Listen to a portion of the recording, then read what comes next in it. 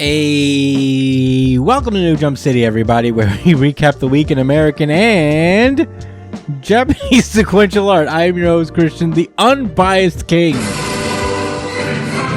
Espinal. And being weird through Discord, it is my co-host, it is my partner in crime, it is Joshua Gangsta Time Cole. Well, it's called partner, but it should be called Gangsta Time. Hello, Chris. What's good, everybody listening? Thanks for being here. Yeah, also joining us is our producer, the disembodied voice of Edgelord, Big News Brian. What's up, nerd? Hey, Josh, you want to go ahead and explain what that was about? I wrote on the paper that I wrote both because I caught both Brian and Christian. Yeah, people don't know what that means. What do you mean? You're the one that brought it up. I did. I mean, like, you flashed a paper in the very beginning of the episode. People will be confused about that. Yeah, I forget that my camera still works. Yeah, dummy. So, I thought you didn't activate my camera until we began. No, dude, your camera's always active. That's fucking crazy, bro. Thanks for letting me know. I mean, I thought it was obvious. I caught both Brian and Christian. With what? With one of these. And you can only see what I'm talking about. Yeah, if you go to our YouTube. Specifically, it was this one, my favorite. Yeah. But that shouldn't count over the internet, because I have to look at you guys. I have to look this way. No, you were looking away, and then you turn back. Because I have to look at you.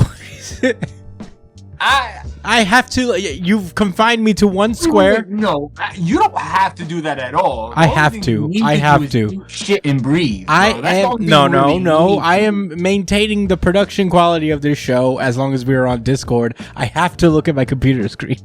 There's no other way I can look. I also have to make eye contact. Well, you know what? I'm not having this argument right now. I'm just saying that doesn't count. Okay. And if you really wanted to snipe me, you should have done the Spider-Man. So, that's... You're right. Okay. So not only did it not count, you're criticizing the technique. Well, listen, Josh, you just opened a Pandora's box then. So if this counts, then we can catch each other at any point in time. So, prepare yourself.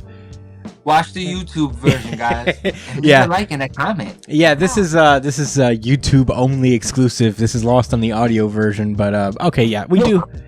We have we have a little bit. We have 3 series we're talking about today. We're answering one of Mike's questions today, so let's not waste any more time. You can find me at the Chris Espinal on Twitter and Instagram. Joshua Cole, where can they find you? At JDCole_37. That's on Instagram, and at NYChillin with an EN, not an ING. And that's on Twitter. Oh, yeah. Brian? And I'll be back because I got to take the shirt off. It's hot. Okay. Oh, the tank top god is emerging.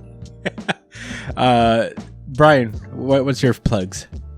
You can find me at b.esp on both Instagram and Twitter. And if you ever want to catch me when I'm streaming, you can find me at twitch.tv/itspunchline. Oh, yeah. You can follow the show itself at New Jump City on Twitter and Instagram. Follow us on Twitter, especially because we do a really good chapter of the week poll where we ask you guys to vote on your favorite chapter of the week every week. And we announce the winner in the show. Usually the poll goes up an hour or two after the official release on Viz's website. We don't do the scan later thing, so we're going by Viz. So after that, we're not degenerates. We're not degenerates and criminals. We support official releases. So check out our Twitter after the chapters drop on Viz and vote for your favorite, and we'll announce it on the show. I think we do have a winner this week. Again, we've been getting the votes back up. It's very nice to see. So keep it going. Give us a follow at New Jump City and cast your vote.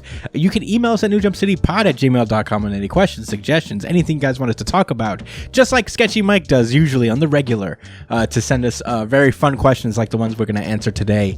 Word up, shout out to Mike. What's good? Yeah. That's our guy. So, drop your questions. These questions are always fun to answer. If you guys have any creative, weird ones, those are always fun to do. So shoot us a line on that. Give us a subscription if you can. If you're on YouTube, give us a subscribe, share, like, all the things. Get those numbers up. We're trying to be deemed worthy by the algorithm. So get them numbers up. And if you prefer audio podcasts, there's no problem with that. We're on iTunes, Spotify, wherever you listen to podcasts. So check us out on any of those platforms. And that's it. That's it for us right now. Thank you guys so much for listening. And of course, if you guys want to now watch us play this game that we've initiated, our little game that we've been playing since high school, that's kind of YouTube exclusive at this point. So rules of the game is that we have to make each other look basically into our hands like this, and the worst one, which is the Spider-Man, which will reveal the penalty when one of us is legitimately caught. So I actually got caught, but it's online. You see how I looked up and you was doing it? Yeah, because I'm dumb. But no, here's the thing. I'll let you go on that one because I was explaining it and I had no malice attached. Oh, because then I caught you earlier. Then what the? No, you caught me there. But that you caught. No, you unlocked the Pandora's box with that one. So now now we're open. Now it's open season. So get ready. You caught me. That's my fault. I caught you I caught you like 3 times then because you were looking all. No, I only looked at the first one. Then I averted my eyes, or I kept watching as you changed, which would not count. And we have to do this on the honor system. We have to do this Scout's honor. Whenever we get caught, we have to admit it. So that's the only way this game. Right, and that ruins the fucking game, bro. Yeah, for real. I just lost the game. Fuck. Why? That's something else. All right. That's totally. Matter of fact, I'm gonna indoctrinate you guys all. So, okay, this is how the game goes. All right. I just explained the rules. Once you know you're playing, you start playing. Yeah. And every time you remember you're playing, you lost.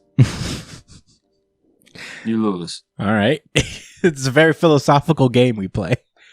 Once you remember you're playing it, you lose. That's how it goes. Yeah. Anyway, let's get started with the show for real. My Hero Academia.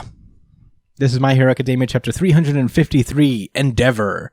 We are opening up with really nice color pages from Horikoshi. We're starting with My Hero Academia. Yeah, we usually do. It's usually One Piece, then My Hero. We don't have One Piece this week. Yeah, you're right. I guess I'm just...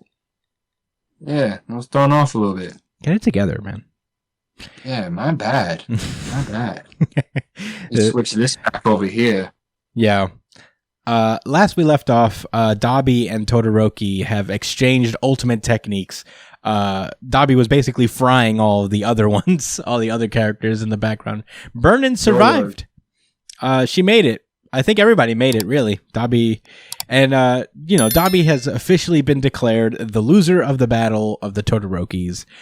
Everybody's like, "Whoa, hell yeah!"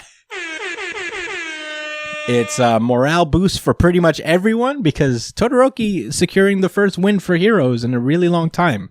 Like the first real significant win. Good for him, man.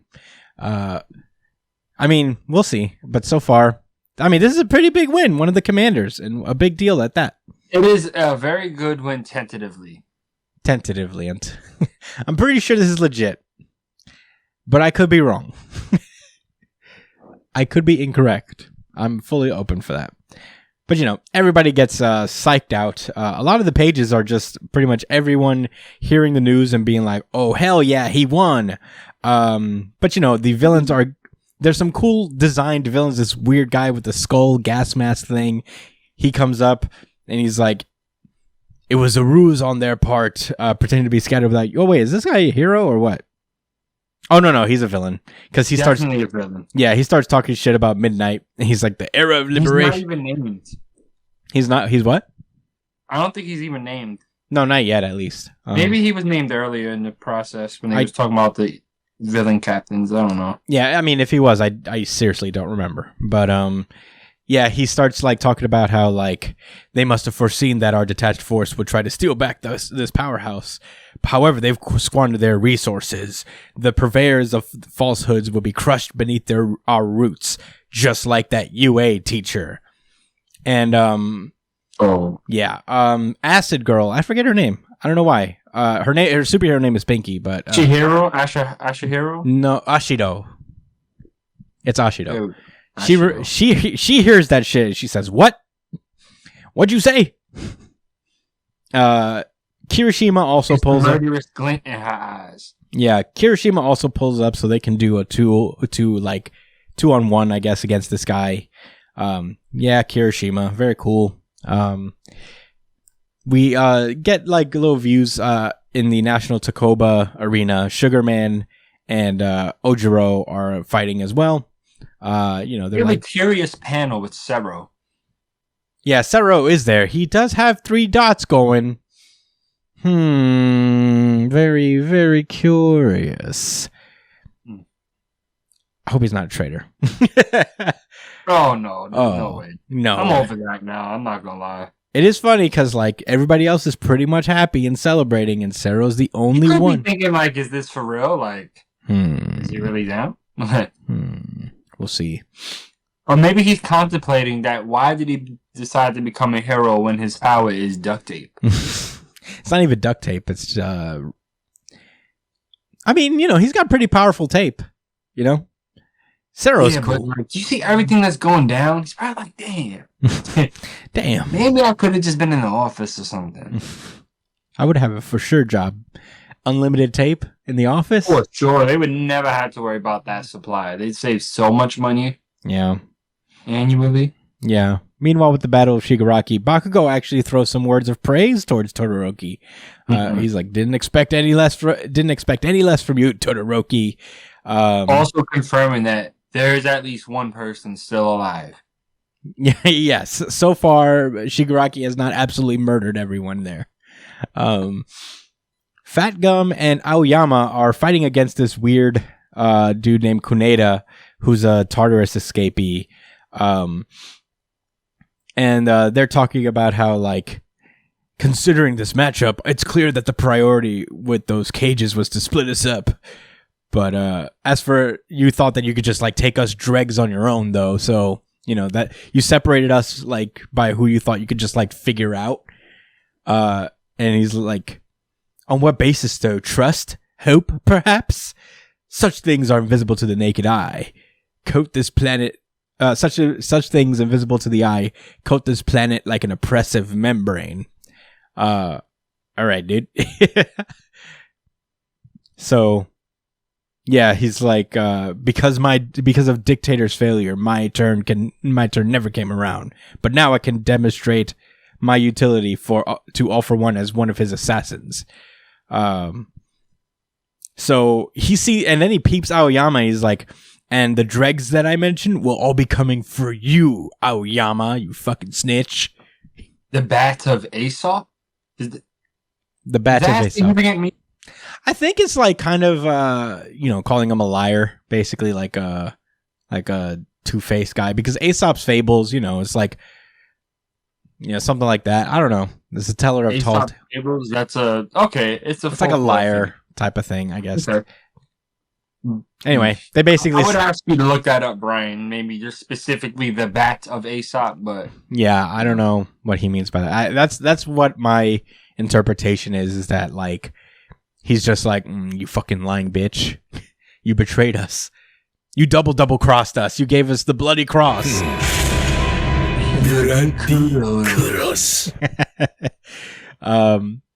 Meanwhile, something else surprising happens. Apparently, we cut over to Spinner's battle, and he's facing off against Shoji and the animal guy. I forget his name right now.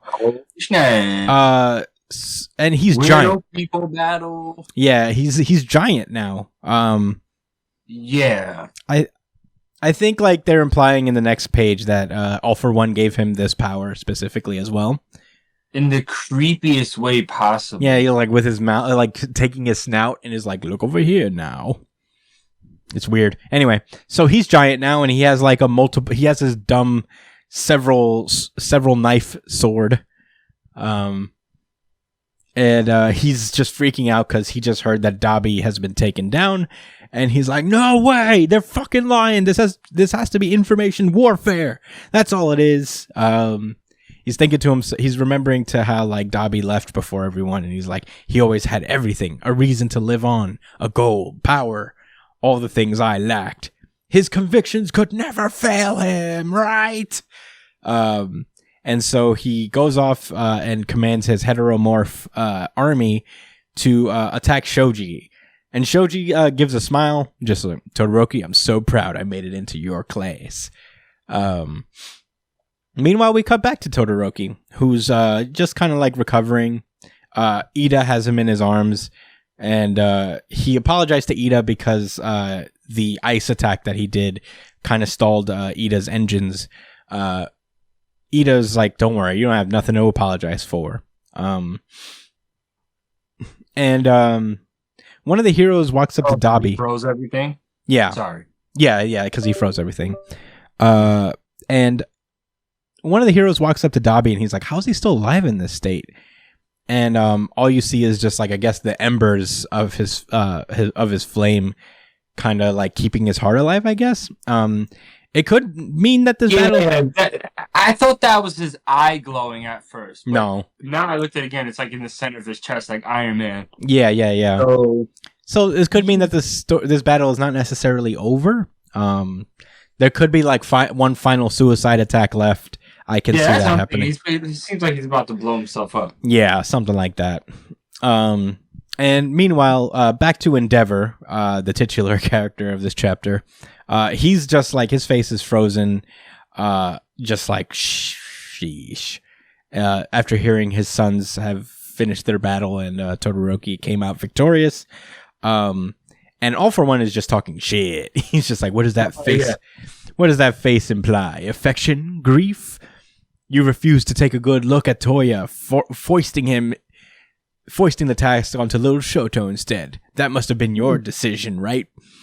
And you justify that choice by being here? Heroes just have so much to protect, right? This is why you lose, number one. And as he has like 5 different quirks sprouting from all 5 of his fingers. Pretty sick. Yeah, pretty cool. That's the end of this chapter. Josh, what did you think about this chapter? This chapter left me with a lot to think about, actually. Where to start? Let me go back to the beginning of the chapter real quick. Yeah. I'm gonna take this page by page. So I just want to reiterate that I thought the Nomus initially were such interesting characters or villains, obstacles to face, and they've just kind of been reduced to these background monsters, and that really bothers me. I'm not gonna lie. It blows mine every time they show that. But yeah, I gotta bring that up. It's such a missed opportunity because those are some of the best parts of the manga in my based on what we've seen. I like that they gave us each of these little zones just to be clear about where all of the kids are at. It kind of gives me hope that we're gonna see at least a chapter dedicated to each situation. I think that would be nice. That would make me pretty happy, I'll tell you that. I'm not really expecting any more than that. This new situation with Fat Gum and Naoyama fighting Kuneda, the Tartarus escapee, plant guy. I'm intrigued by this. I really like Fat Gum. I think I'm not mad seeing him again. I guess I kind of roll my eyes just a little bit at first because, man, would it have been nice to get a different hero fleshed out. But he's a fan favorite. I'd be lying if I said I didn't want to see him. And it looks like he's going to fight with Aoyama. So I guess we're going to get kind of low-key redemption or something like that. At least we're going to see Aoyama in a fight. Yeah. In an extended battle. That's cool. Yeah. That's cool. We could have not got that. True. Right. Were those all your thoughts? Oh, you got more. No, just a little bit more. I'm just going through a little bit of I just had a lot of things in my head while just brief thoughts while I was reading the chapter. So the situation with Spinner, right? I mentioned before he was one of my favorite characters in the League of Villains, mostly because he hadn't been explored that much, and I thought he had a lot more depth to him because of how poetic he was and like dedicated. You know, he's super dedicated to a cause. But I'm not gonna say I'm disappointed to see him just enlarged, but because I think it was pretty clear that he doesn't really have an extra ability aside from just being a reptile, and I guess whatever biological advantages he gets from that, you know, whether that's combat related or not. But regardless, I still think there is a lot of room for there to be an interesting fight as long as the dialogue is really on point. But man, I'd really hate if it was reduced to a situation where some of the heroes, the non-humanoid, what was the name? The heteromorphs, I believe. The heteromorph. I hope it doesn't boil down to the heteromorph hero saying, "Hey, we're fucking ugly too, and we dealt with it, and we're not villains, so you should deal with it too," or something. Like, I hope it doesn't. That doesn't become the message. Yeah. I think there's a lot of potential for nuance and a good conversation about, you know, the types of people who are oppressed even in a hero society. So yeah, looking forward to the potential fights. I don't know which one we're gonna get next specifically. Maybe we're gonna get this Endeavor and Hawk situation, which I'm not super hype about. I kind of expect All For One to just like clap them. Am I off? No, I think. You can go ahead and rebut now if y'all got any rebuttals. No, yeah, that makes sense. I don't see what am I supposed to be excited for. I mean, I'd love to see Endeavor and Hawks go all out against somebody, but it's just so clear. I mean, you can make the argument that if this was in any other series and you had these guys going against, you know, one of the main villains, obviously they're not going to be the guys that deal with him. It's probably going to be Midoriya or somebody else that's of kind of greater stature. It's not their fight. Yeah, they're the number 1 and 2 heroes respectively, but this is All For One. This guy's ancient, or not ancient. He's older than most. Colonial. He's really old. He's mad old. You know, they ain't nothing personal with them. He's gonna talk his shit, but All For One talks his shit to everybody. So I'm not pessimistic about the fight. I'm just saying that I'm not like, oh man, I'm not very excited for this. However, I do believe it might be really dope and executed well. If they give it up filthy, like in that Nomu fight from earlier in the series, this could be something special. Yeah. I'm looking forward to all these potential fights. Yeah. Brian, what did you think? I like this chapter. Mainly because it does kind of... Because, look, here's the thing. Say what you want about My Hero Academia, right? Say that the pacing's wrong, say all that shit, it's fine. But I will. One thing that you cannot take away from My Hero Academia is how Horikoshi writes these big kind of war raid like fucking situation. He knows how to constantly keep you on your feet, like keep you on your toes, wondering what the fuck is gonna happen next. I'm pretty sure that with that Sero panel, he did plant a seed of something being... It's almost too good to be true, you know? Like all the success they're facing right now, it's too good to be true, and there's going to be a Horikoshi twist coming soon when it comes to turning the tides of battle. I think One for All is a lot smarter than like we give him credit for. I think he definitely cooked up something a little more special. And I'm honestly I really am looking forward to the Endeavor All For One fight. Mainly because Endeavor's fights are always so fucking entertaining. They are. I mean, like, that's true. His fight against Shigaraki, his fight against fucking the flying Nomu, like they're not just like regular, oh, this is the hero gonna win shit. it's always like a humbling fight. Like, it's never easy for Endeavor, and I think that's interesting. Like, it's not like All Might would just come in and fucking sweep and nobody will be able to do shit to him. It's literally a dude who's trying to fill the shoes that he wanted to fill so desperately, you know? Yeah. No, that makes total sense. And I really love Endeavor's character arc, and you know, I really enjoy his fight scenes. So I have that to look forward to. Yeah. Were those your thoughts? Yeah. Cool. I also like this chapter. I thought that things are going okay. I mean, like, this is... It's not that things are going so overwhelmingly good for everyone. This is their first W in a long time, and so far, like, nobody else has won yet. So, you know, I think this was more of a little morale boost for everyone else than anything. Yeah, I just like the little setups here.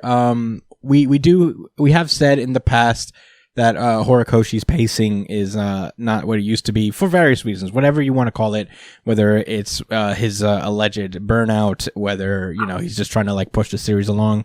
But at the same time, I thought this was like one of the better chapters in that form, where, you know, you get to jump around to different places, you get to see you know, the different fights and how they're going, who's where for the most part. They're setting up these battles, and it's got me kind of excited and high hopes that they'll actually like give one or two of these fights like their own time of day. One thing that got me particularly excited was Shoji, because he's a character I've been like wanting to see a lot more of for a long time. He pulls up every now and then and contributes a decent amount. Like, I remember back when they were doing the first like camp, when they were in their training camp, and he was there to save Midoriya from Todoroki, from Tokoyami, when he was losing control of his powers. He pulls up every now and then, and you know, you could tell that there's like a backstory with his mask, because they hinted at that there's like a very specific reason as to why he wears it. So I'm very looking forward to it, especially since, like, you know, obviously I feel like his battle in particular is going to be very important, because he's fighting one of the generals, one of the original like members that have like a message to them, a theme to their character, like Spinner, which is like basically oppression, discrimination, you know, hatred based on like outward appearances. So I'm excited to see how Shoji handles it, and hopefully we do get that time. So that's something I'm optimistic about. I was also kind of like weirded out by Spinner's power, but I guess like you gotta buff him up for this final fight because he's just a lizard man. Like, what are you gonna do, man? Be mad about it? I wasn't mad about it. You know what I mean? Like, it was. I was really thinking out loud. Yeah, myself. That was my reaction. Like, what are you gonna do, Josh? Yeah, no, I was a little taken aback. He is giant and buff now, but I guess that's cool. We'll see how it goes with that.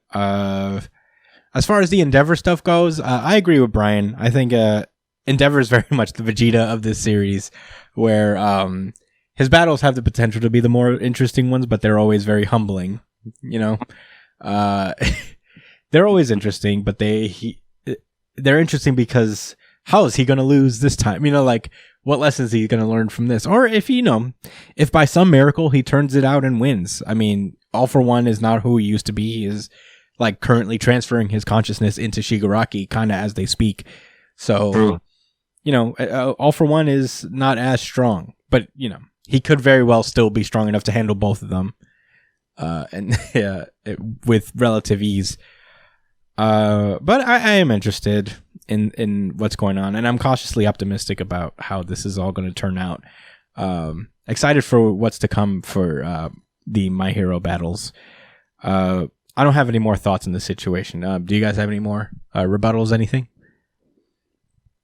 Yeah, I had something I wanted to mention. Just to be clear, like when from what I remember about the heteros being oppressed, it was deeper than just people thinking like, oh, they were like just ugly. Yeah. I think there was something said where like a lot of criminals tend to be heteromorphs because they're pushed into that kind of lifestyle systemically, you know? So, I just want everyone to be clear on that. Like, that's kind of what these heteromorphs are fighting for, and that's why I'm kind of like, I want to see how this is executed. I hope it's not just swept under the rug, like, oh, get over it. Yeah. And be a good person, like there's things that need to be fixed and they're outraged. But, I'm not about to take the side of a homicidal maniac, so. No, yeah. I mean, I feel like I'm looking forward to their fight. I want, like I mentioned already, I want to see how the exposition goes. Yeah. I mean, I feel like Horikoshi had he really wanted to flesh these ideas out, and because particularly the prevailing news is that apparently the audience in Japan really doesn't like the villains. So that's what kind of pushed Horikoshi to kind of speed this up. If this is true, I don't know how true it is, but according to an interview, he talked about how the League of Villains was actually received very poorly, which is very interesting. It's very interesting to see kind of how in America, I think the consensus is that the villains are really interesting and kind of the best part almost of My Hero Academia, or one of the stronger parts. 100%. Most people I hear talk about the anime when they My Hero Academia arc came, they were all just blown away. Especially some the younger audience, but just I get it. I mean, I love My Villain Academia. I don't even think it's an edge thing. He made these characters interesting because they were deeper than just these cartoonish style villains that just wanted to cause harm because they felt like it. They all, they do cause harm because they feel like it, but they had a lot of different motivations that I felt Horikoshi wanted to make a point of in society, about these, why people are criminals or pushed to be criminals. The ones that can't help it, the ones that can help it but are pushed to do it anyway, etc., etc. That was one of the most interesting aspects of the villain side of this. And then, that's just really sad that is confirmed. That is actually the case. That's not a mystery, right? That is a well-known fact that the Japanese audience, generally speaking, do not care for the villains, and that's sad because they're supposed to be I wonder what that. I don't want to judge a whole entire country off of how they receive one comic, but it does make me think. Yeah, it makes you think about that Jujutsu Kaisen chapter about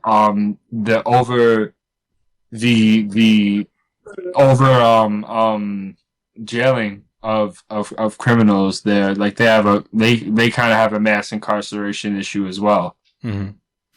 Yeah. So it's. Yeah, interesting. All this to say is that I'm kind of inclined to give Horikoshi a little bit of leeway because we might be getting kind of a Cliff Notes version of everything that he wanted to do.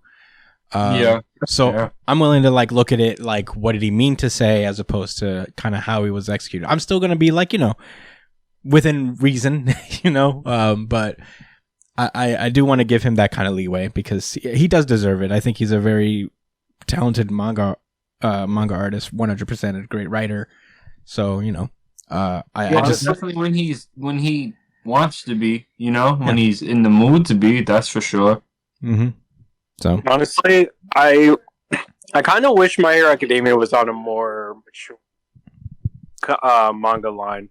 Yeah, maybe, or at least on a publisher that's not as popular as Jump. I feel like My Hero Academia would have really thrived under the same people who publish Attack on Titan or some shit like that, because at least there what you're up for. What you're in for. It's not just sparkly cookie cutter shonen, and yeah, I mean a lot of these issues that this guy covers are extremely set in reality, there's a lot of shit that he covers Like, he covers, like, parental abuse. He covers a lot of complex issues, like redemption from that. Like, it's just too much to have exposed on such a mainstream line, especially if your country doesn't really, speak well on that shit, or does not want you to be talking about that stuff on such a big scale. Mm-hmm. So I feel like if it was on a more mature line, I feel like Horikoshi would have had so much more to work with. Yeah. I just feel like it really sucks. Yeah. To America, Horikoshi. Yeah, Write I mean, for Marvel or something. No, let DC, because Disney will fucking ruin this shit.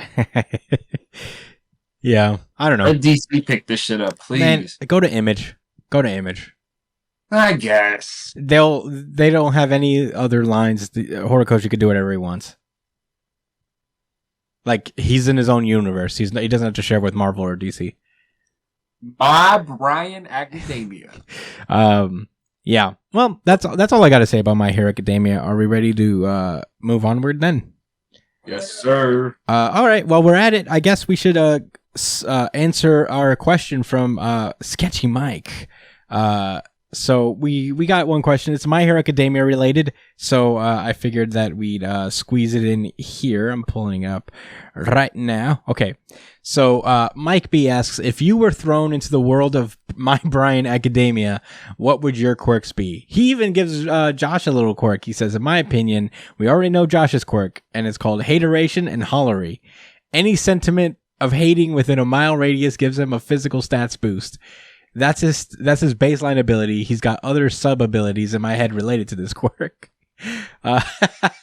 Okay, so I wanted to build off of that, and then we could go about it how we said we would. All right. Mm-hmm. So I was gonna add to this ability, right? That it's with all right. So part of the sub abilities is that I almost have like a spider sense, to like either extreme emotions of hype or extreme emotions of hate. Both power me up. The hate, I mean, when people are overhyped about something, I have to pull up and dissect it and explain how it's just not that good. Say what you will about Josh. He's self-aware. All right. Okay. So I feel like this was kind of we talked about it in our little group chat here, and it's kind of hard to answer this for ourselves, for like our own self. So we're gonna go around and kind of give each other quirks. And if you guys have any quirks that you guys want to bestow upon us, based on what you know about us so far, please let us know.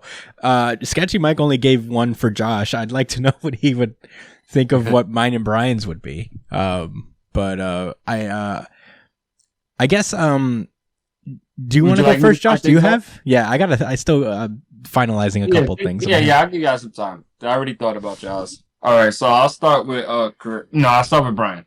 So, I have to think of a name of the quirk. Well, you can think of you can like explain the ability, and then if it comes to you while you're explaining it, you can go for it. Basically,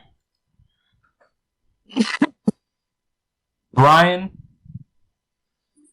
could manifest things into existence, and the potency of said thing, whether that's like an object or even a living organism, is how hype and how how blindly he supports said thing, And so it's almost like the girl that could create Yaoyuruzu? Yeah, Yaoyuruzu. Yeah, so Brian's like that, but it could potentially be stronger. Like, if he's talking about My Hero Academia specifically, he could straight up summon the characters from the series. Damn. That's to support him. It's pretty powerful. Yeah. Tokuyami is basically going to live in our world. Because that's how strong his belief is in that. But, like, if he tried to do it for something, if he tried to create, like, characters, like, from Black Clover or something like that, they'd be really frail and look dumb. Kind of like, how, the really artist dumb from One Piece used to draw his offhand? Kanjuro, yeah. Mitochondrial, yeah, it looked like that. I like it. Right. That's funny. And like as they're fighting, he's like talking about them like, oh no man, it's so fucking hype. And like even the theories, if he's hype about a theory, it'll literally manifest. That's his ultimate power. Create a theory on the spot that Midoriya actually has this other ability and it's gonna unlock and help him fight. That's his ultimate ability. Genuinely hype about it. That's like, it can't be something he's like so about. That's his awakened ability almost, is the ability to manifest, like to warp reality almost based on his theories. On theories he likes. Yeah. Light reality warp. So it's almost bad. I was right. You know what I would call it? So enthusiastic about it. Yeah, you have to really, for the theory thing, you really have to, like, in your heart, be jumping for joy. I have an idea for a name. Yeah. I have an idea for a name for that. Enthusiastic manifestation. Mm-hmm. You like it? Enthusiastic manifestation. Jesus Christ. No, in the style of how they would do it, how Horikoshi would do it, it's called hype boy, and then the ... enthusiastic manifestation. Yeah, enthusiastic. Yeah, your name is called Hype Boy. Yeah, your superhero name is Hype Boy. That's your quirk, Hype Boy. I like it. I mean, Brian, that's actually a pretty cool power. Hype Boy. Yeah, that's sick. I love it. So, all right. So now we're here to you, Chris. Since you guys are brothers, they're similar. Oh boy, they're of the same variety. They're of the same kind of ilk, but expressed differently. So it all has to do. It's not really like with like hype and thought, but it's about how intensely you work on whatever it is. Like whether it's a drawing or a scenario, you can make it happen and you can change reality like that. But like you're more like setup, kind of like Tony Stark or like Batman, where like you prepare before the battle, and however strong it is how long you stood up to work on it and edit it and shit. And like for like one of the big battles, you stay up for 3 days, and you got some special coffee that keeps you up but rejuvenates. You know what I'm saying? Like that'd be your shtick. Like I don't hate it. So what you're saying is that basically, Chris's is more like cemented, like it's more like something that he's dedicated to, and then mine is more like on the fly, kind of like like it. So basically, mine doesn't have as much staying power. Yours is more feeling. His is more like So Christian's has more like staying power. Here's how I interpret it. I guess is that Brian's power is more. Brian's ability is way stronger than mine. I think because he can just straight up manifest. No, it's cool, but that's what it is. It's like he just manifests shit, but I have to like work on it. But it's the durability of whatever I need based on your effort. Mm-hmm. Brian's is kind of inconsistent based on like his emotions and how he genuinely feels about something. Because we all inherently have biases and things we like. That's true. So like so I guess yours would be a little bit more concrete, but you can't just. It's harder for you to do it on the spot. To make you could technically write something real quick, I guess. No, but I don't hate it. I think it's actually cool. It could be through a script. You can do like your type of like as you battle. It could be like stand up, and you're bringing out like props and shit that you worked on. That would be like your fighting style stand up. You got the mic and I don't hate it. I mean, I'll tell you what. If I was the funny guy, if I was the funny guy from Jujutsu Kaisen, that wouldn't be too bad. I would be. So now I got to think of a name of your quirk. Okay. Blood, sweat, and tears. Yeah. Blood, sweat. Yeah. That was nice. Yeah. Blood, sweat, and tears. ...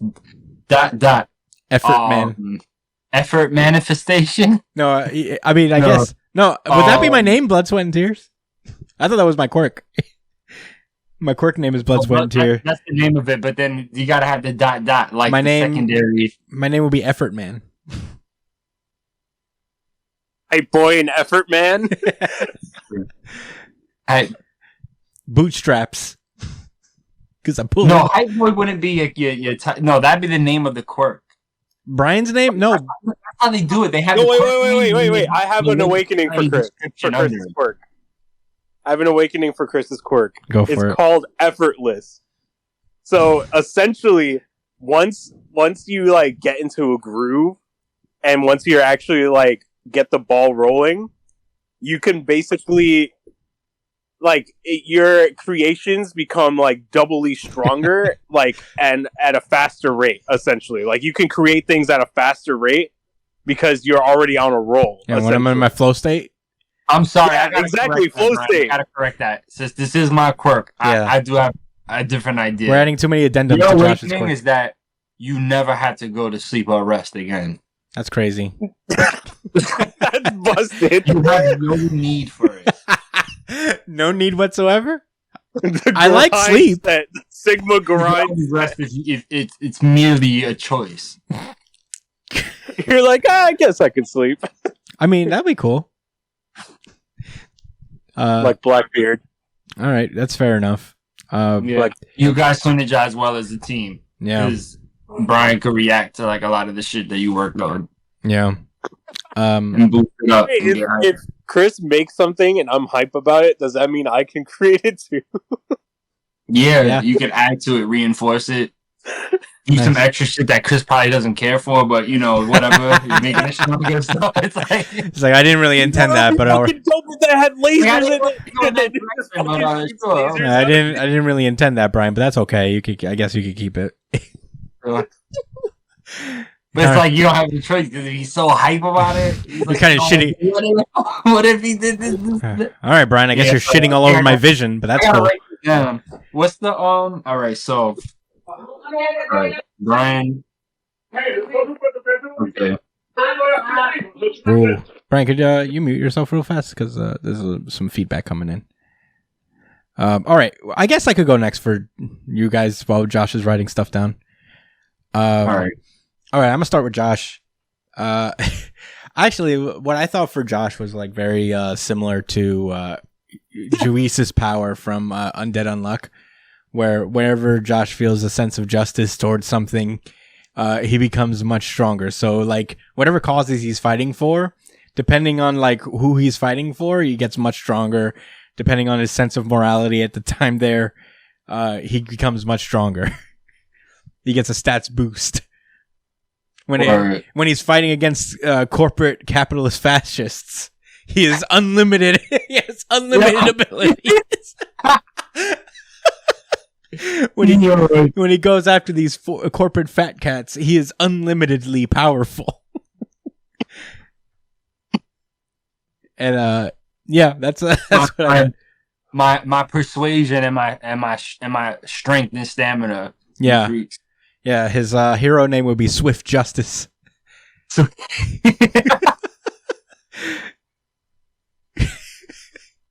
I don't know what to call it. I don't know what to call your quirk though. Swift Justice? Oh, my name would be Swift Justice. Yeah. What would the quirk be called? Whistleblower? Nah. No. That's the whistleblower. Nah. Damn. I don't know. IRS. Activist. Yeah, the activist. Yeah. The social justice warrior. It doesn't be all of that. The social justice warrior. I love it. I don't know. That's all I got for Josh. I had Brian in a theory type thing too. I think he could predict the future with varying degree. Like, I think he has like Jin's basically his side effect where he can see many futures, but only one of them is right. So he has to, if he wants to make a future happen, he has to kind of like move the cards, like move the chess pieces around and make it true. Like he can see the path to make things happen, but it's not set in stone. He has to do the work to make it happen. Right. Similar. Okay. Yeah. Oh wow. You got future sight? Jin's powers are awesome. Like if for like on a narrative sense, I'm like live theory crafting. Yeah. Yeah, Brian, your powers are basically just like Jin's, which are pretty cool. You can see multiple futures, but he has to do the work to kind of like make the future happen.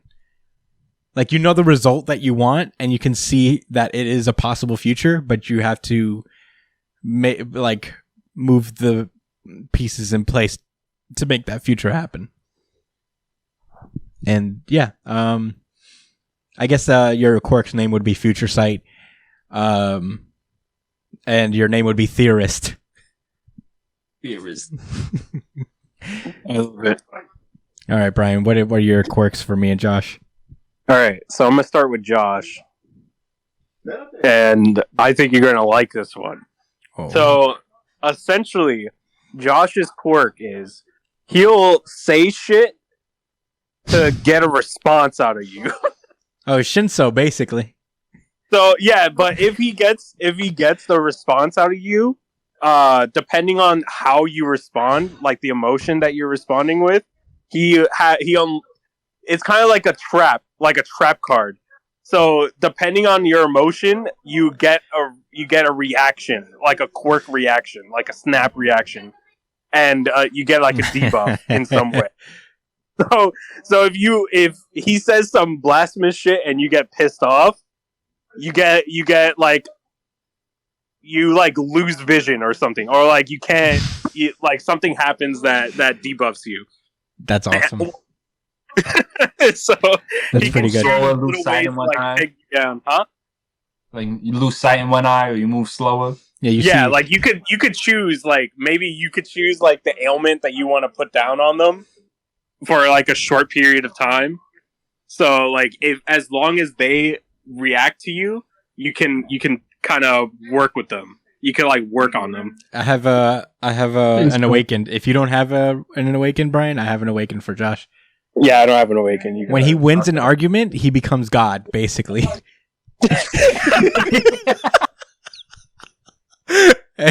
that scenario, yes. You basically get a domain expansion in which you get a surefire hit. Yeah, you get a surefire hit no matter what you do. That's only if you actually win an argument. If you stump somebody, 100%. So and the quirk name would be called let's just go with like hook line and the awakening would be called Sinker. Yeah, his superhero name would be Triggered. Triggered, yes, that would be better. Yeah. Wait, no, it's not just Triggered, it's Triggered with a question mark. Triggered? Triggered? You know how Aoyama has a whole sentence as his name? Yeah. Josh's whole power day will be, you mad, bro? Why you mad, bro? It's triggered. Hook line and swift justice. Yo. All right, Brian, what you got for me? Oh, and one more thing. And if you get a positive reaction out of people, you can choose to buff them. Oh. In a way you want. So for a temporary time, you can like buff people. You could be like, "Yo, good shit, man." What you gotta do is you gotta get it, that's harder to activate because you gotta get your friend to agree with you on something crazy. Not super crazy, but just like a little like hot take. Like, all right, let's see if I can finesse this. All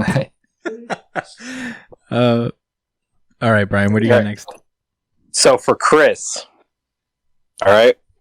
So I'm thinking, I have a couple ideas on what Christians could be, but I'm gonna borrow a little bit from Josh when it comes to the hard work aspect of Chris, because nobody I know puts in as much work into shit as Christian, right? So what I would say is, the more that you work on an idea, it kind of like, you could, damn, I'm literally just going to copy Josh's idea for you. But like, the more I thought about it, I'm like, wait a second, this is really similar to Josh's idea.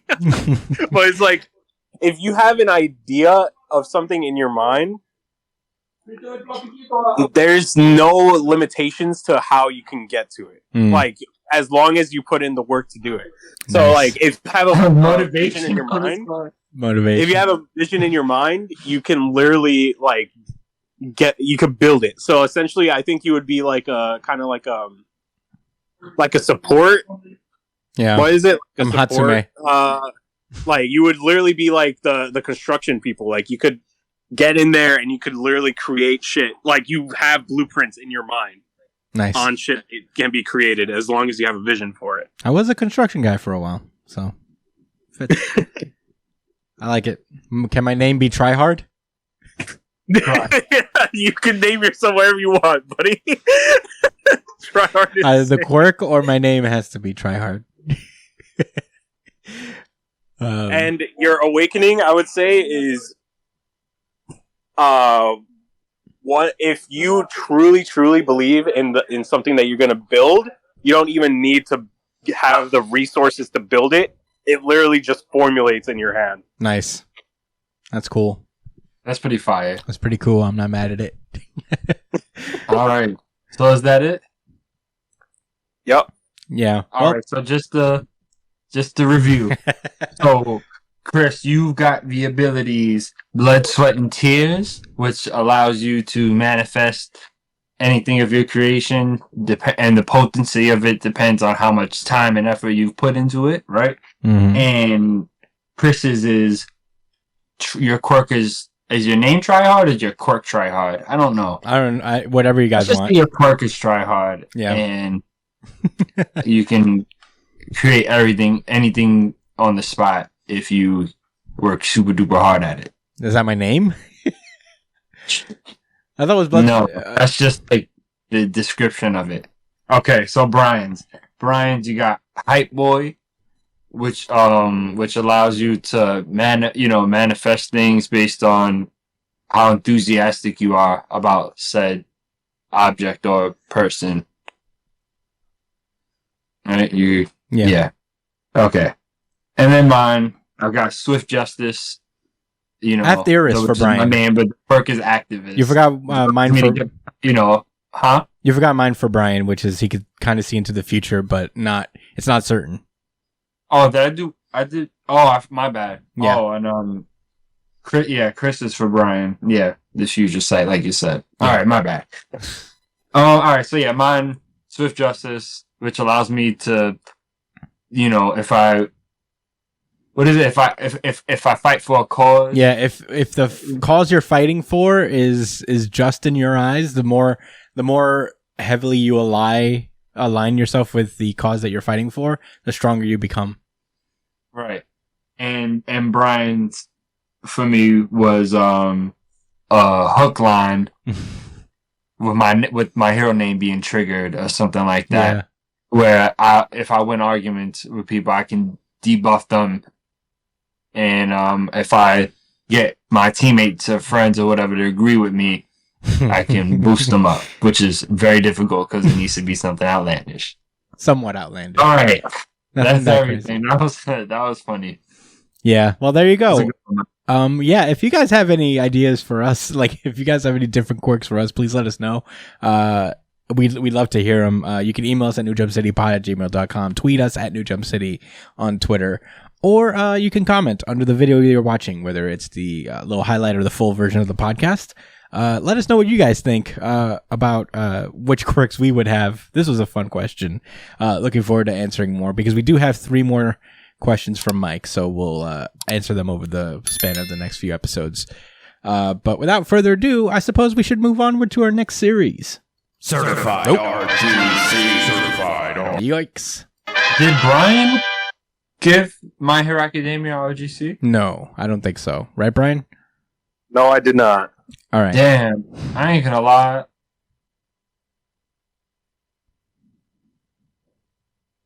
Do it, pussy. Let's move on. No, do it. What were you Do it, thinking? pussy. Do it. You go with your heart, Josh. You can't be petty like that. No, I just went back. All right. I just thought up. I am going with my heart now. All right. Well, then let's move on for real. Jujutsu Kaisen.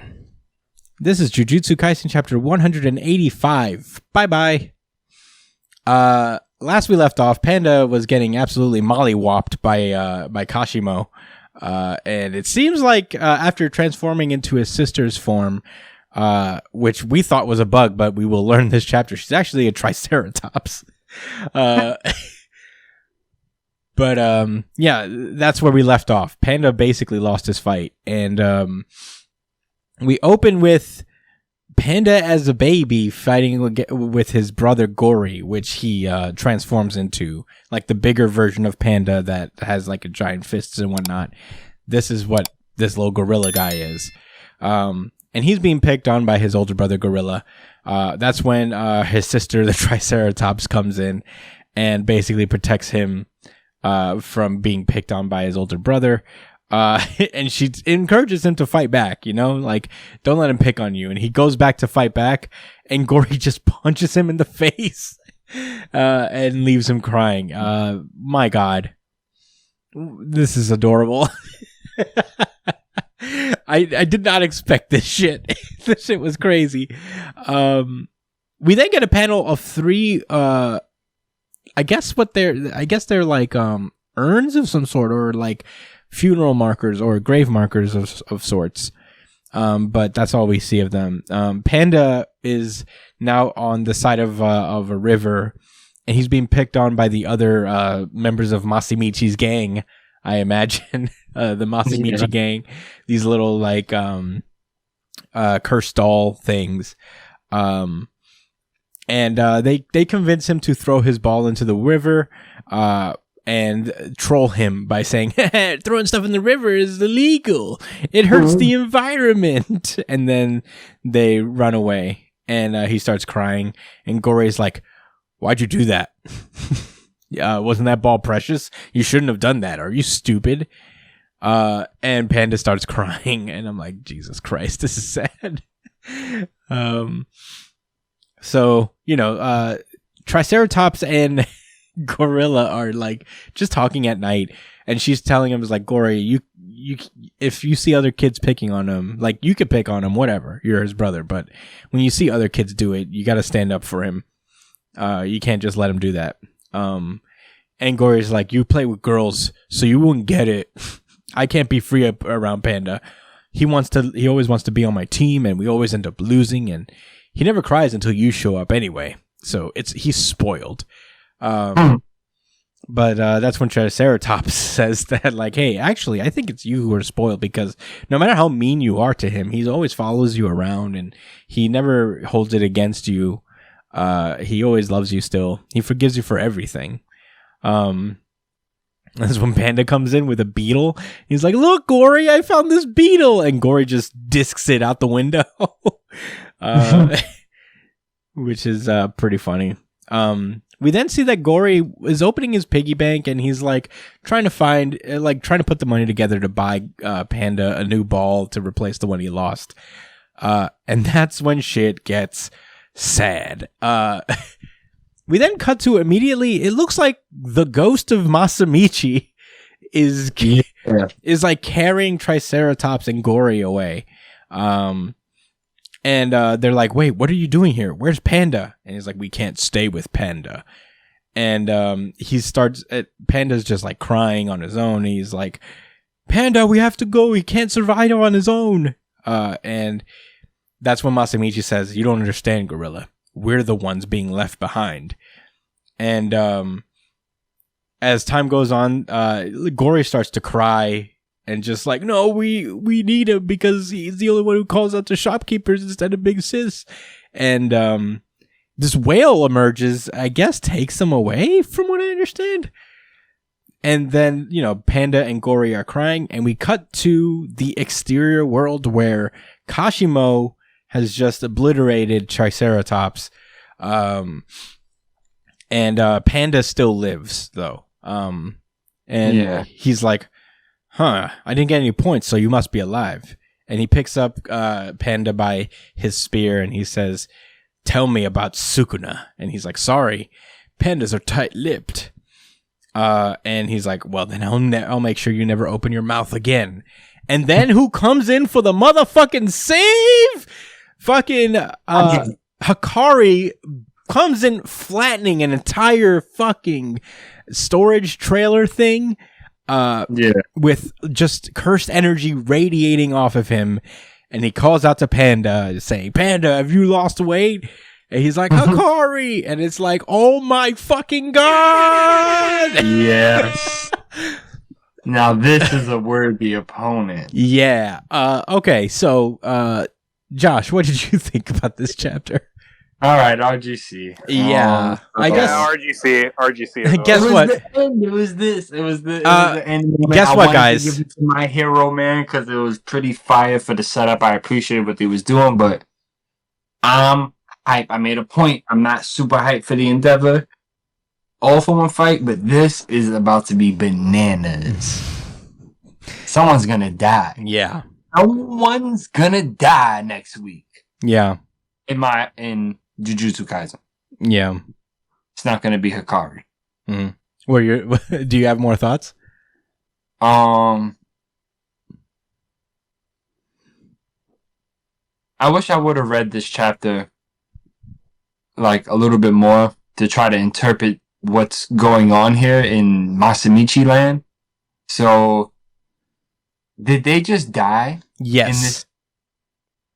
The gorilla. And this is not a flashback. This is what's happening inside of Panda. They're going away because both Gory and Triceratops both died.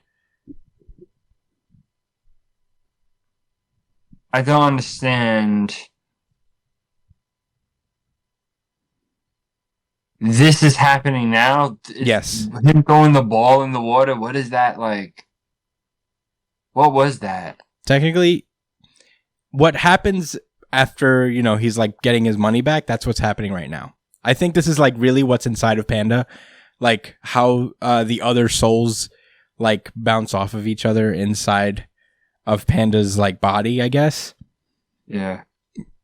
But yeah, that's what I'm getting out of it, is that like the sudden thing with Masamichi coming back and collecting them, that coupled with Triceratops and the gorilla form being ostensibly destroyed. Those are the two cursed souls like being obliterated within Panda. Whoa.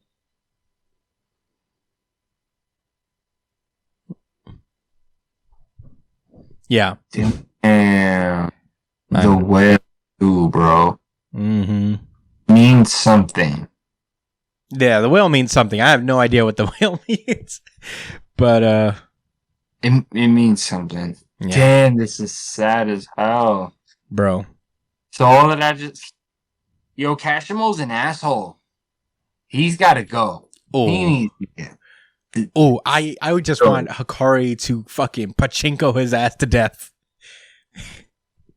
But were those all your thoughts? Outside of that? Brian, what did you think about this chapter? Well, of course I loved it. It was very great. Well, I wouldn't say I loved it. It's sad. But I loved the hype moment in the end with Hikari coming in. Yeah. Does this mean what's going to happen with Panda? Like, is he is he going to be able to grow his body back or something? Like, what? Yes. Really? I don't know. Very confident. He's not going to like heal it. I don't think. I think he has to be reassembled to a degree. Like, I think they need to rebuild him, but he's not dead. So, are you sure he's not just going to be a head for the rest of the series? I mean, he could be. He could be. I don't imagine that they would just leave him as a head. It's like, but I say that this is it from now. This is his arc. This is like, no way. In this series, like, is there like limb like regrowth or some shit? Well, Panda's not a real panda. He's basically a robot. He could be like, rebuilt. what I'm wondering is, like, can you like is there a way to like get limbs back? Because Toto also lost a hand, remember? So it's like, we don't know. But as far as I build it back. Oh, I don't know about Toto. I think he's Toto. Yeah. As far as where is Toto? I want to see Toto. I don't know why. Like, all of a sudden, now that I just remembered Toto, I want to see Toto. Where is he? He's got no hands, Brian. Bring him back. I don't care. Bring him. I don't care if he doesn't have hands. Bring that motherfucker back, man. It's been too long. Yeah. Are you done with your thoughts, Brian? Yeah. My thoughts on this chapter is bring back Todoroki. Yeah. I love this chapter pretty much all the way through, but it wasn't like that initially. Really, I was also, I feel like, you know, I don't speak for myself when I say I was taken aback by what we saw here. I was like, what the fuck is going on here? We just got this basically Rugrats episode. But, you know, the more I read it a couple times just so I can really just like, all right, I'm gonna put my preconceived notions aside and be the unbiased king that we all know and love. The best, I really love this chapter, even like the parts with Gorilla and Triceratops, because I think this is very much in line with Panda's arc as a character up to this point. He makes like constant references to his like big brother and bigger sister. He's strong on his own on the exterior, but like he is always like reverting to his gorilla form pretty quickly. He's someone who seems to rely on people a lot. And I think this is just like the more of his siblings he loses, as he's lost in the past with the Masamichi gang basically being like locked away as of Masamichi's passing, the more people get peeled away from him, I think the more he'll have to stand on his own and really learn how to be his own panda, for lack of a better word. So I think that's the arc that Gege Akutami is trying to get across here, is that we're stripping down Panda so he has nowhere really to run in the future. I think he's done for the culling game probably, but for maybe what happens after, there might be more for him. I really like the little story here. It was oddly touching, even though it came out of the fuck nowhere. When I realized what the fuck was actually happening here, I was really shocked, and I felt immediately sad, because that's crazy. Yeah, just because like the way Gory is very much just like freaking out because, you know, he's taken his relationship with Panda for granted for the most part. And to see him basically die, this is his death, as well as Triceratops. It was pretty wild to see. Very strange, but very Jujutsu Kaisen, I guess. I was like Gege Akutami is one of the more, I guess, creative people in Shonen Jump today.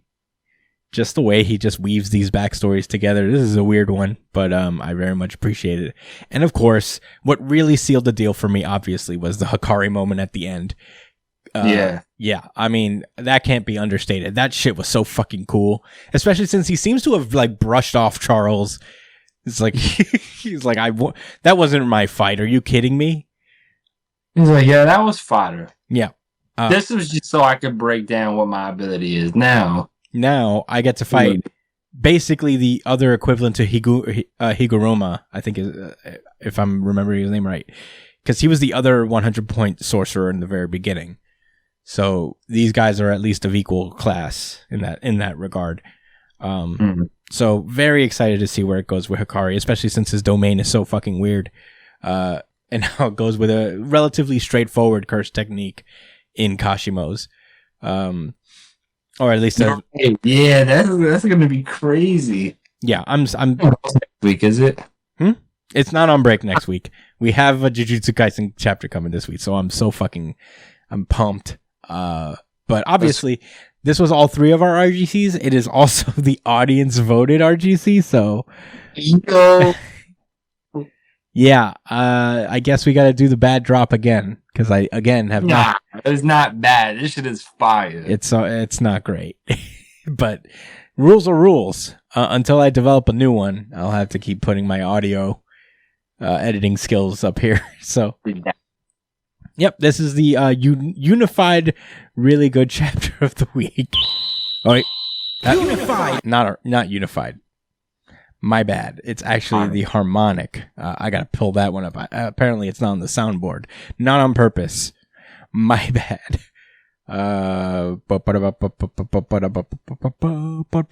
Harmonic convert. There you go.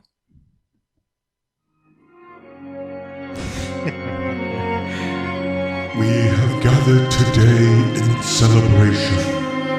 Rejoice, my friends, for this is the Harmonic RGC.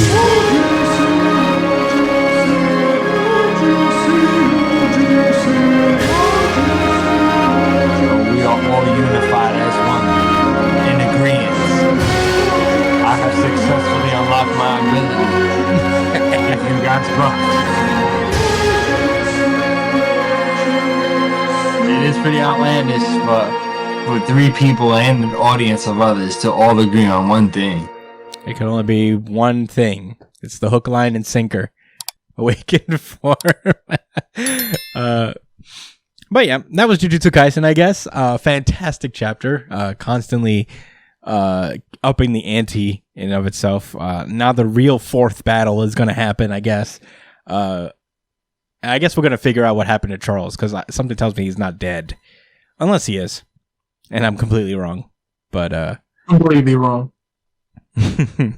Until then, I guess that's it, right? No more thoughts? Yeah, I'm good. Yeah, let's go. Undead Unluck. This is Undead Unluck chapter 111 in Trust. We open with Rip resolving to kind of go through the loop and get a second chance at Layla's operation. So, you know, he's Latla. I keep getting their name mixed up. She's just like, what about Ragnarok? I mean, like, if you go, even if you do save Layla, like, you still have to deal with Ragnarok. And he's like, well, you know, at least she'll be alive for a little while longer. She wouldn't die under my knife, you know. True. You know. So basically, he's like, so long as we can die together, I'll be satisfied. As we cut back to the present, and Andy drops off Latla next to Rip. And Andy goes off to continue his mission to go back in time and save everyone. So pretty cool. Rip tells him that it's hopeless and that there's no way he's gonna be able to pull off fixing everything again in the next loop. You know, there's just so much shit that he has to go up against. He basically has to kind of unite everyone who was already under at the time. So, you know, he really has a tall task ahead of him. But he's super serious now, and he can't die. So I think if anyone could do it, he's one of them. Yeah. Andy's like, I will change them. If I couldn't, there would be no point in taking the loop. And Rip's like, well, I guess it doesn't matter because I'm dying. So he doesn't really say that, but like in his mind, he's just like, all right, fine. He says that he mentions that Latla talks about how you know, during the surgery in October of 2015 that her sister her sister died, and she asked Andy to save her. Andy goes up to Lucy, and he turns over to Rip and Latla, and he says, have faith and wait for me. And as he goes away, he says, see you around, hero. Next time, let us join your group. And it's like, you could have been joined the group, but that's okay. Yeah, you've been playing around like half the series, broski. Yeah, they've invited you many times to join the group, honestly. But you're the one who wanted to die like an edgelord going against Andy. Yeah. So Andy goes, wicked sick. You killed your side chick. Yeah. And you fucked up. Yeah. And he blasts away on his undead cycle. As he leaves Rip and Latla to die, in a very tragic way. They're just like looking at each other's eyes, and they're just like, Latla, you were there every step of the way. And he passes away, and that's when Latla says, good night, Rip. You've always been so cool. As she leaves a little kiss on the side of his lips. You know, I assumingly she dies as well. At that point, Andy is riding away on his motorcycle, and he says to himself, like, there's no turning back now. I killed one of the most important characters. So, you know, this is a real thing I'm doing right now. No way back. And he motorcycles his way into the giant crater to, I guess, where the Union is to fight against Nero, I think his name is.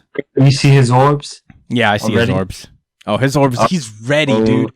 He said, I got my orbs. We're going to Tutorin rampage. I already killed Rip, so you're going to get him out. Yeah. Yeah, I'm going to let you have your little backstory, then you're dead ski too. Right. But that's where the chapter ends, actually. Wowee. Josh, what did you think about Undead Unluck? So, I didn't know what to think at first. I didn't take it too seriously because I'm like, all right, Rip, just die. I can't fall the extra exposition. Goddamn Rip. I thought he was just gonna make it where he smoked him and was like, I gotta move forward. But I get it. There's a lot more weight behind the fact that he has to redo the loop. I mean, I think that's the point being made, that there's no turning back. Mm-hmm. They had to give up, like you said before last week. They have to give up on this world. Definitely try to take the arc. I thought they was gonna fight Guy, but nah. No, I guess not. I guess they get some more leeway. He needs to get Unluck back. Mm-hmm. Yeah. Her name is ready. Fuko. Yes. Come on, man. Come on. It's been a little while. Yeah. Yeah, this was such a weird direction for Undead Unluck to go, and in a good way too. This is like such a crazy twist-filled way. I didn't think this was going to happen, and this is for real. Like, you know what I mean? Like, there seems to be like a lot of stakes attached to this. He basically had to kill his friend, or someone he considered a friend to a degree, and I wonder if he's going to have to off some Union members in order to get this shit done. Definitely Nero. Nero's going to die. Oh, Nero's done. Nero's Dunsky. He's going to fight Juiz. I'd be shocked, but who knows? Yeah, but this is a very interesting turn for Undead Unluck. I'll say this: Undead Unluck has been one of the more unique series in terms of like the many directions it's gone over the years, or the last 2 years that it's existed. So that's been kind of interesting to see for a manga that's so young to go into so many different directions, assumingly to kind of like save itself, because Undead Unluck kind of swims in the bottom tier of the Shonen Jump popularity rankings, unfortunately. But if it pushes him to innovate his series and keep it kind of interesting, I'm in for it. I feel like this is a very unique set of twists and events that have happened, and I appreciate it. I am enjoying Undead Unluck, and I'm anxious to see what happens next for it. Is that all you had? Yeah, I guess. I can't wait to see more fights. That fight against Rip was pretty lit. It was pretty lit. So, yeah, I like the fight. He's dead now. That's it. Yeah. No turning back. No turning back. But yeah, that was Undead Unluck, and that has been our show, everyone. Thank you guys so much for listening. As per usual, you could find me at the Chris Aspinall on Twitter and Instagram, Joshua Cole at JDCole_37 on Instagram, NYChillin on Twitter. You can follow Brian at b.esp on Twitter and Instagram, or you can watch him when he's streaming on twitch.tv/itspunchline. Don't forget to email us at newjumpcitypod@gmail.com with any questions, suggestions, anything you guys want us to talk about.